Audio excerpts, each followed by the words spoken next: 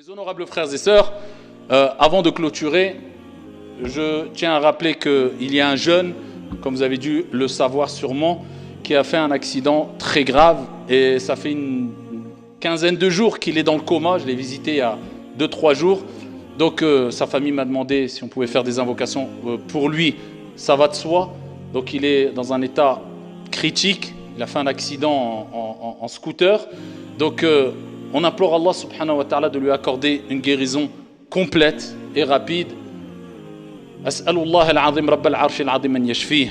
Allahumma ya Allah ya shafi ya dhal jalali wal ikram ishfih shifaan la yughadiru saqama. Qu'Allah lui accorde une guérison rapide et qu'Allah apaise la souffrance et la douleur de ses parents. Et je rebondis sur cette affaire pour rappeler brièvement aux jeunes, je ne parle pas de lui particulièrement, mais je fais un parallèle avec cela, ici qu'il y a trop de jeunes qui passent de la moto à la tombe. Il y a trop de jeunes qui passent de la moto à la mort. Particulièrement des jeunes qui, cette situation que je vais citer n'a rien à voir avec la situation de ce jeune qui est dans le coma, mais qui, eux, ne se contentent pas de rouler en scooter ou en moto, mais faire les fous en moto, ou quelquefois faire les fous en scooter, en mettant en danger leur vie et la vie d'autrui dans les quartiers, dans la périphérie des quartiers, etc. Wallah, ils n'ont pas pris conscience que ça n'arrive pas qu'aux autres. C'est ça le problème. On a l'impression quelquefois que nos jeunes aujourd'hui, à force de jouer aux jeux vidéo et de regarder des films qui ne sont que des jeux et qui ne sont que des films, pensent avoir plusieurs vies. Tu n'as pas plusieurs vies. Ta vie, elle est fragile. Et la vie, de manière générale, elle est très fragile. Je suis, tu es quoi, tu es qui? Même si tous les jours tu soulèves de la fonte, il suffit que tu aies touché par une grippe ou par une forte fièvre, tu es allongé, tu n'arrives même pas à lever le petit doigt. Si je te dis attention, il y a une souris qui est à côté de toi, tu vas faire un bond de 10 mètres. Pourquoi tu as peur d'une souris? T'es qui, t'es quoi? Tu n'es pas invincible. La vie, elle est fragile. Et la vie vaut trop cher pour la mettre en péril pour un wheeling ou pour faire le beau en moto ou pour faire le fou à droite et à gauche en voiture ou je ne sais quoi. Et je vous dis, les jeunes d'aujourd'hui, ce n'est pas comme les jeunes d'hier. Je vais être un peu cru.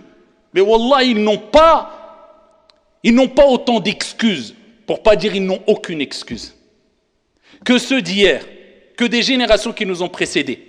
Pourquoi? Je vais vous donner un exemple. Quelqu'un qui parcourt 200 km sur l'autoroute, et ici, pendant 200 km, il n'a aucun panneau de signalisation qui lui rappelle tu ne dois pas dépasser telle vitesse. Aucun panneau qui vont lui indiquer qu'ici, il y a un radar. Pendant 200 km, il ne sait même pas à combien il faut rouler. S'il fait un accident, s'il est flashé, bon, je ne vais pas dire qu'il est excusé, mais tu vas dire, bon, 200 km, pas un panneau, pas... Bon, tu te dis, voilà. Eh bien ça, c'était les jeunes à une certaine époque, même nos générations. On n'avait pas autant de rappels qu'aujourd'hui. Mais les jeunes d'aujourd'hui, wallah, ici, même si on reprend la même image, ils font juste 10 km. Pendant 10 km, ils ont 30 ou 50 ou 200 panneaux de signalisation qui leur rappellent, attention, il y a un danger là. Attention, dépasse pas la vitesse. Attention, il y a un radar. Et avec cela, ils se font flasher tous les 10 minutes, tous les 2 minutes. Et ils n'arrêtent pas de faire des accidents. Ceux-là sont excusables. Wallah, les jeunes d'aujourd'hui, avec le nombre de rappels qu'ils ont, sur les réseaux sociaux, dans les mosquées, avec leurs parents, dans la société, avec leurs enseignants, avec les acteurs sociaux, avec... Quelle excuse ils ont? Et avec cela, la délinquance a multiplié, les rodéos sauvages ont multiplié, les rébellions ont multiplié, les catastrophes ont multiplié, le nombre des morts chez nos jeunes, à cause des accidents, à cause des règlements de compte, ont multiplié. Ils auront des excuses auprès de Dieu, vous pensez? Alors que le corps est une amana, est un dépôt. Jusqu'à quand on va laver des jeunes qui ont 20 ans, 22 ans, 23 ans, 24 ans? Je répète, je ne fais pas un parallèle avec le jeune qui, lui, ne faisait pas de rodéo et autres, mais je parle de manière générale. Et en plus de cela, ceux qui font ça, ils se voient comme s'ils étaient « Waouh, c'est quelque chose, t'as vu, regarde mon frère, tu peux faire mieux ».